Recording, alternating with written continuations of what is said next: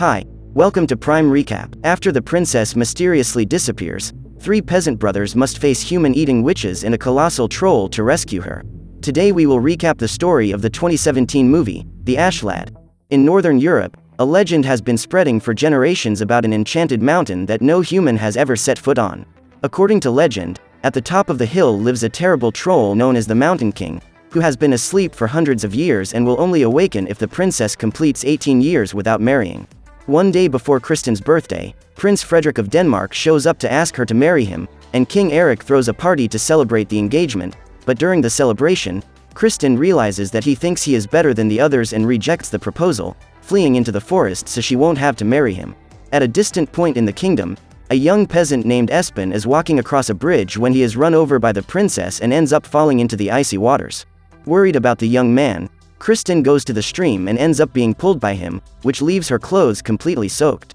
After drying off, the two take a lunch break and eat everything in Espen's bag, but when he asks where she is going, the girl refuses to answer and says she must continue her journey, leaving without even revealing her name. After the unexpected encounter, the peasant returns home where he meets his older brothers who were working while he was walking in the forest. While they are arguing, the father arrives asking if Espen brought the things he asked for, but since he was knocked into the river by Kristen, Espen lost almost everything in the water, and what didn't get soaked, they devoured while resting. With no way to feed his family, the man takes Pal and Per hunting and refuses to let Espen accompany them, asking the young man to be responsible and look after the house while they are away. As soon as his father and brothers leave, the young man goes to his cabin and lights the fire as soon as it begins to get dark, until suddenly, the ground begins to shake as if something extremely heavy is nearby. Believing that it might be a troll like the one in the legend, Espen takes the stick with which he is stirring the fire and uses it like a sword, staging an epic fencing match. But while swinging the stick from side to side,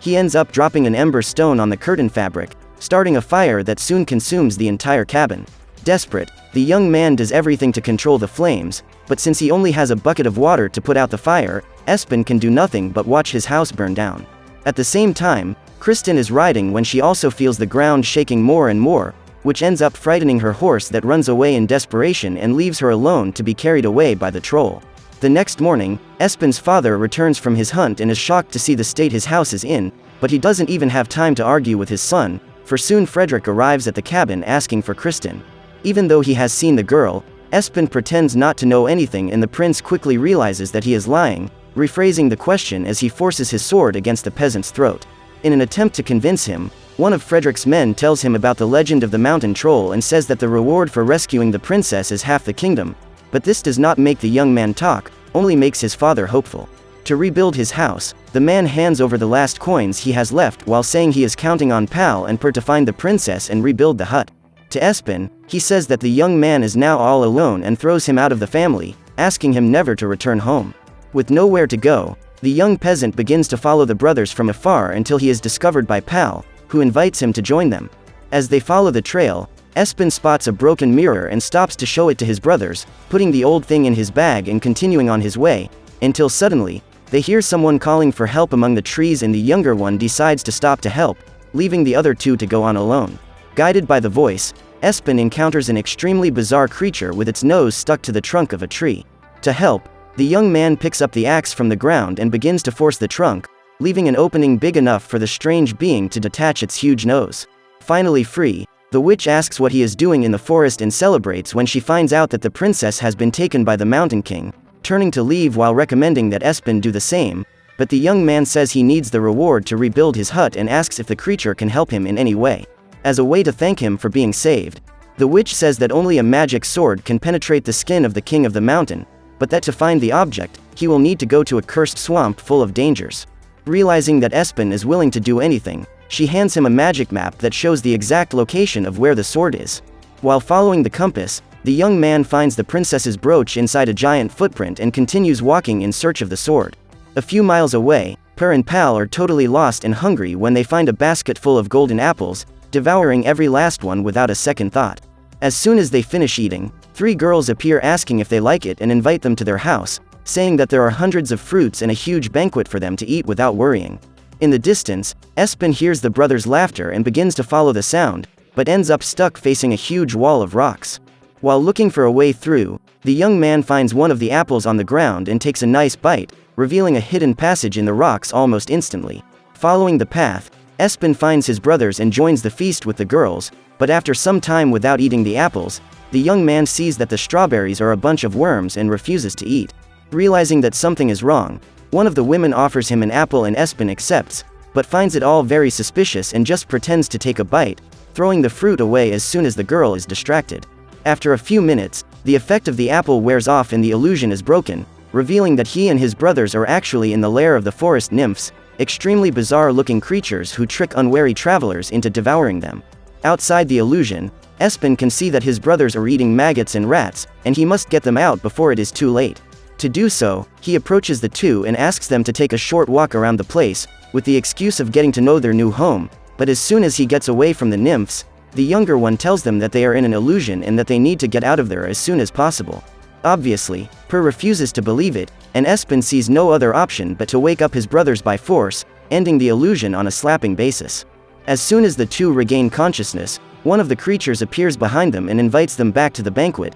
but since they can now see the real appearance of the monsters, they are startled and start running through the maze of rocks trying to find their way out. After some time searching, the brothers reach the back passage and run with everything to escape, forcing the nymphs to use their magic powers to close the exit. However, they still escape and manage to save themselves from becoming the forest witch's lunch. Finally free, the brothers start walking again and Espen finds a ball of wool on the road, storing the thing in his bag once more. After walking several kilometers without taking a rest break, Pal is getting tired and decides to stop in the nearest town, using the coins his father gave him to make a feast at the tavern. While Espen and his brothers are ordering, one of Frederick's men notices their presence and tells the prince so that he can go over and talk to them, but this time the Danish nobleman tries a different approach and offers a bag of coins if they give him some information that will help locate Kristin. When Per sees the money, he realizes that it is more than enough to rebuild the house and decides to accept the offer, asking Espen to hand over the map, but the young man refuses and confronts the prince, throwing his bowl of boiling porridge in Frederick's face. With this, chaos ensues in the bar and the brothers begin to fight with the prince's men, breaking a clay vase over the royal jester's head. Tired of playing around, Frederick draws his sword and goes to fight the peasant, who does his best to dodge the blade while unarmed. But in the middle of the fight, the waitress decides to help the young man and throws a giant rolling pin in his direction, allowing Espen to finally defend himself. During the battle, Frederick realizes that he won't be able to cut the wood and decides to use the half-sword technique to stun his enemy by piercing the roller and sending it flying away. But luckily for Per, the implement ends up falling on the head of the fool, who faints almost instantly. Since Pal still needs help, Per joins his middle brother and together they fight Gunnar, the strongest member of Frederick's army, but even in 2v1 they can't defeat him. Unarmed, Espen runs to the kitchen and grabs a giant steel spoon to fight the prince, climbing onto the table where they begin to exchange blows. However, Frederick is trained in the art of fencing and manages to defeat the peasant quite easily, cornering him at the table, but he ends up stepping on the plate of a giant man who throws him against the wall with all his strength. Taking advantage of the breach, the three leave the tavern and run through the forest, but Frederick does not give up and continues after them, cornering the trio against the cliff. Knowing that they will perish even if they hand over the map, the brothers take a desperate measure and jump off the cliff, falling dozens of meters until they hit the water. After they leave the river, Per asks angrily why Espen didn't hand over the map when he had the chance, saying that it was the perfect opportunity for them to get the money and return home, but instead, they are now lost and the enemies of a prince. Per then says that he always has to do Espen's job and that it would be better if he hadn't been born, which ends up causing a big fight and forcing Pal to separate them. After tempers have calmed down, Per says he will keep the map and the younger one hands it over, letting the older brother guide the group the rest of the way. As they walk towards the sword, Espen finds a bearskin lying on the ground and decides to take it, saying that it could be useful for something, but Per doesn't see how and accuses him of being just a hoarding child, continuing on his way without saying a word to him. In the cave, Kristin waits for the troll to approach and tries to pierce its finger with a piece of bone to escape while it screams in pain, but since only the magic sword can hurt the king of the mountain,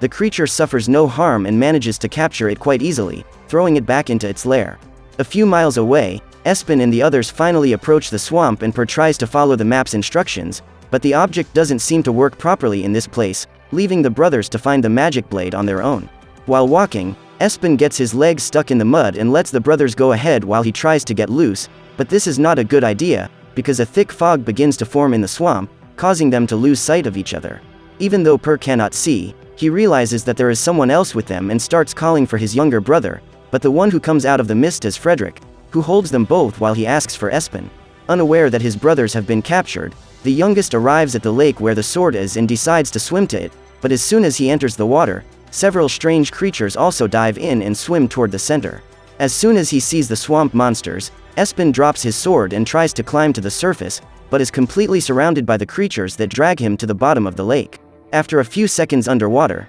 the young man manages to defeat the creatures with his Excalibur and swims back to shore feeling like the new King Arthur. Already out of the swamp, Espen is looking for his brothers and takes the opportunity to test his sword on a tree, cutting the wooden trunk with extreme ease. A few meters ahead, the young man finds Per and Pal tied to a tree and decides to use that bearskin to scare Frederick and his men away, but because of the low visibility, he runs towards Gunnar and hits him without realizing it, falling to the ground and blowing his cover. With the trio tied to the tree, Frederick says that they will go to the mountain and that they will serve as bait for the troll while he saves Kristin, but also says that he will eliminate her once he becomes king. Knowing that the troll only hunts during the night, the prince decides to set up camp and prepares a nice meal while the brothers watch hungry. Suddenly, the ground begins to shake just as it did the day Kristin was taken away, and Espen quickly realizes that the troll is coming, but since they are tied to a tree, Per picks up a rock with his feet and throws the object into Espen's hand, who manages to saw the rope off at the last second before the troll tears the tree down.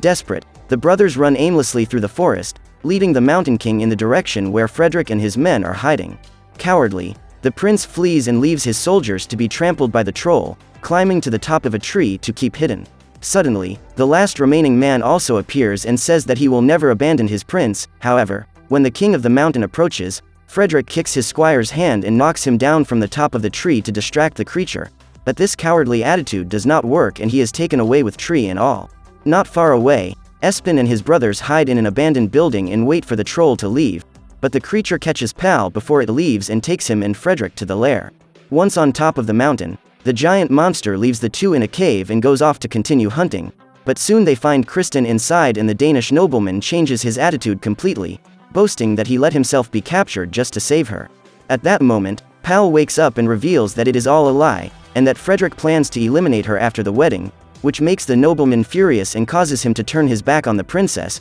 allowing her to knock him out with a piece of bone. Since she doesn't know who Pal is, the princess keeps her bone up and asks him to introduce himself, only to be reassured after she discovers that he is related to Espen. In the forest, Per and his younger brother return to camp to look for something useful and manage to find the magic sword again, as well as a swarm of fireflies that they attach to an empty honeypot to serve as a lamp. Duly armed, the two brothers set off up the mountain to rescue Pal, entering the cave and using the woolen ball to guide the way back. After several minutes lost in the maze, they find a place full of human bones and Pal's shoe dropped on the ground, indicating that they are on the right path. Following the corridors, Espen ends up falling into a hole in the ground where he is trapped by the sheath of his sword. As Per tries to pull him out, Kristin and Pal hear their voices and start calling for help, alerting the brothers that they are just below. Taking advantage of the hole where he almost fell, Espen throws a rope and starts pulling Pal, bringing him up with Per's help. Soon after, it is Kristin's turn and she is pulled out quite easily,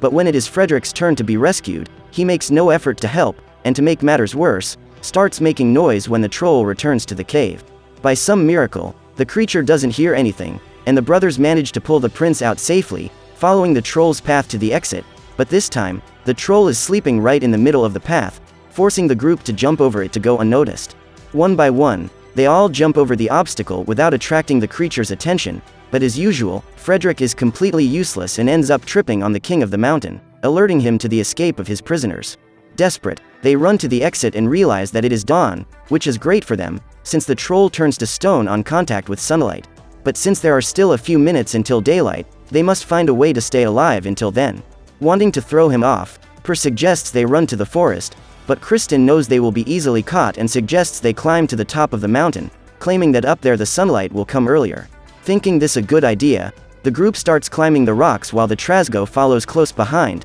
but Frederick ends up getting stuck on one part and Espen has to go back to help him, almost getting caught by the creature. After being saved, the man hides behind a rock and lets the troll chase the others to the top of the mountain, but by the time they arrive, the sun has not yet risen and Espen picks up his sword to face the creature face to face. Full of courage, the peasant manages to dodge one hand and lands a blow right on the creature's leg, nearly tearing off the beast's limb. Still howling in pain, the goblin manages to slap the young man, who flies away, leaving him defenseless as his sword is thrown down the hill, but Per refuses to let his brother perish alone and throws a rock at the creature's head, causing the monster to strike back with another attack. With less than a minute until dawn, Espen asks Kristen and Pal to distract the troll while he grabs that broken mirror and uses the glass to direct the sunlight in the direction of the monster, blinding it and causing its body to petrify as it tries to crush the princess. With this, they are safe and can finally return home, leaving King Eric extremely happy to know that his daughter is safe. Back home,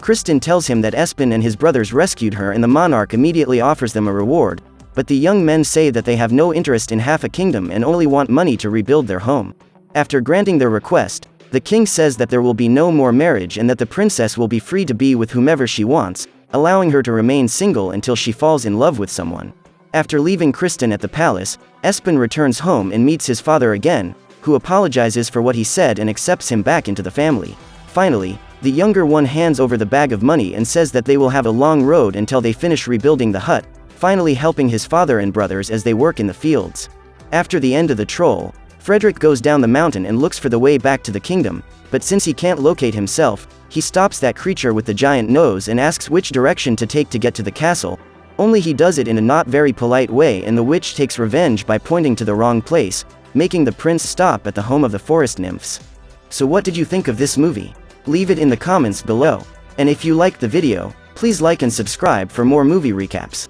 See you next time.